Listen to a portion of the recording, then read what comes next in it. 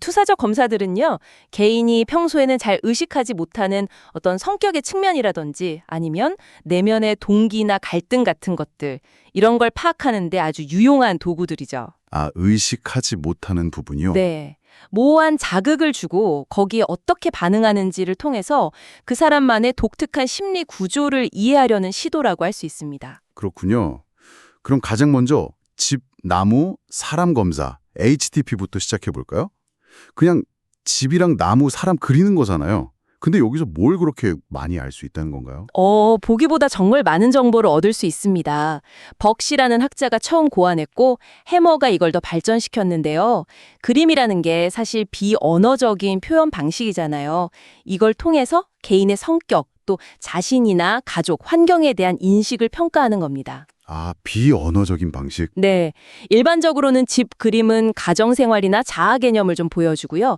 나무는 무의식적인 자아나 성숙도, 환경 적응력 같은 것들, 그리고 사람은 대인관계, 나 자기 이미지를 상징적으로 나타낸다고 해석합니다. 그럼 단순히 뭘 그렸냐뿐만 아니라 뭐랄까 어떻게 그렸는지도 중요하겠네요. 그림 크기라든지 선의 느낌 같은 거요. 아, 맞아요. 바로 그 점이 핵심입니다.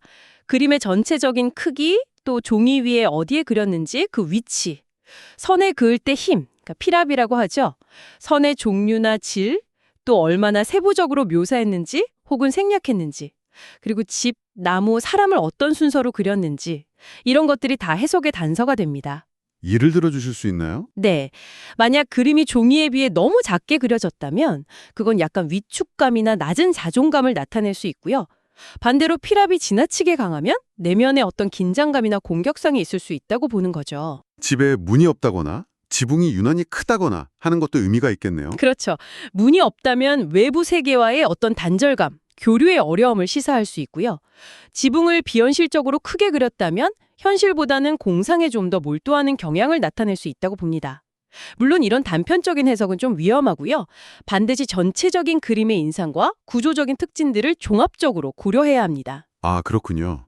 종합적으로 그럼 그림 말고 이번엔 언어를 통해서 마음을 보는 검사, 문장 완성 검사, SCT로 넘어가 볼까요? 네, 이건 미완성 문장을 그냥 채우는 방식이죠? 맞습니다. SCT는 예를 들어 내가 가장 원하는 것은 이라든지 어머니는 나를처럼 문장의 앞부분만 주고 떠오르는 대로 자유롭게 완성하게 하는 방식입니다. HTP나 로시아보다는 형식이 좀 더 정해져 있죠. 구조화되어 있다고 하는데요. 그래도 여전히 응답자의 즉각적이고 자유로운 연상을 통해서 그 안에 숨겨진 욕구나 감정, 태도, 내적 갈등 같은 것들을 파악할 수 있습니다. 어떤 영역들을 주로 다루나요? 주로 가족관계, 성적인 부분, 대인관계, 그리고 자기 개념, 예를 들면 자신의 능력이나 두려움, 죄책감, 목표 같은 것들을 다루는 문항들이 많습니다. 어떻게 보면 직접 질문하는 것보다 더 솔직한 답이 나올 수도 있겠네요. 그럴 수 있죠.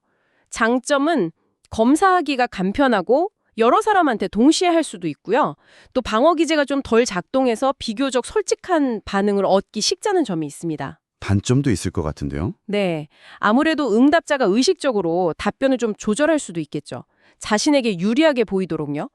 그리고 언어 표현 능력이 결과에 영향을 줄 수도 있고요. 무엇보다 중요한 건 이걸 해석하려면 임상가의 전문적인 지식과 경험이 꼭 필요하다는 점입니다. 객관적인 채점 기준이 딱 정해져 있지는 않거든요. 네. 해석의 전문성이 중요하겠네요. 자, 이제 드디어 로샤 검사입니다. 잉크 반점 그림. 정말 유명하잖아요. 근데 이게 어떻게 개인의 심리를 그렇게 깊이 보여줄 수 있는 건지 참 궁금해요. 로샤 검사의 가장 큰 특징이자 핵심은요. 그 잉크 반점에서 무엇을 보았는지 그 내용 자체보다도 어떻게 해서 그런 반응을 하게 되었는지 그 과정을 분석한다는 데 있습니다. 아, 과정이요? 네. 좌우 대칭인 잉크 반점 카드 10장을 보여주면서 반응을 얻는데요. 그 반응을 통해서 개인이 세상을 어떻게 인식하는지, 어떤 방식으로 생각하는지, 감정은 어떻게 다루는지, 타인과 관계 맺는 패턴은 어떤지 이런 성격의 전반적인 구조와 기능을 평가하는 거죠.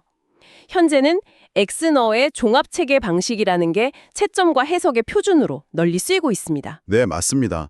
엑스너 방식은 로샤 반응을 아주 체계적이고 표준화된 방식으로 분석하려고 해요.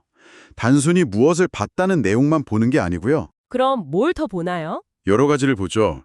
예를 들면 얼룩의 어느 부분, 전체냐, 부분이냐 작은 부분이냐 등을 보고 반응했는지, 반응 영역, 왜 그렇게 봤는지 그 이유가 되는 것, 결정인, 예를 들어 형태 때문인지, 움직임을 봤는지, 색깔 때문인지, 아니면 음영 때문인지 이런 것들이요. 아, 왜 받는지가 중요하군요. 결정인. 네, 결정인이 아주 중요합니다. 이게 해석의 핵심 중 하나예요.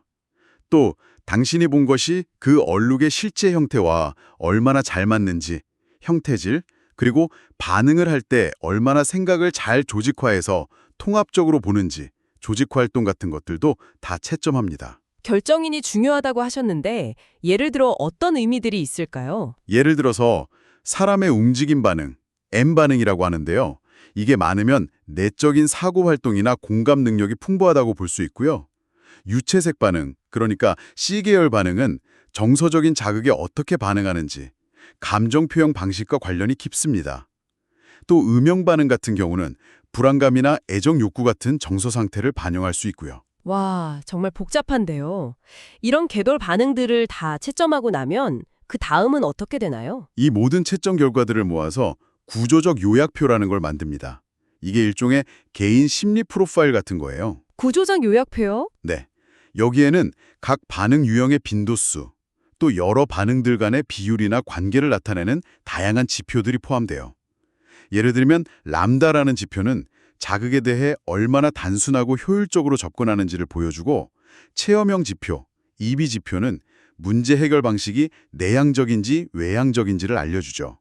또 경험 자극, ES와 경황 실제, EA의 관계를 보는 D점수는 스트레스 대처 능력을 시사하고요.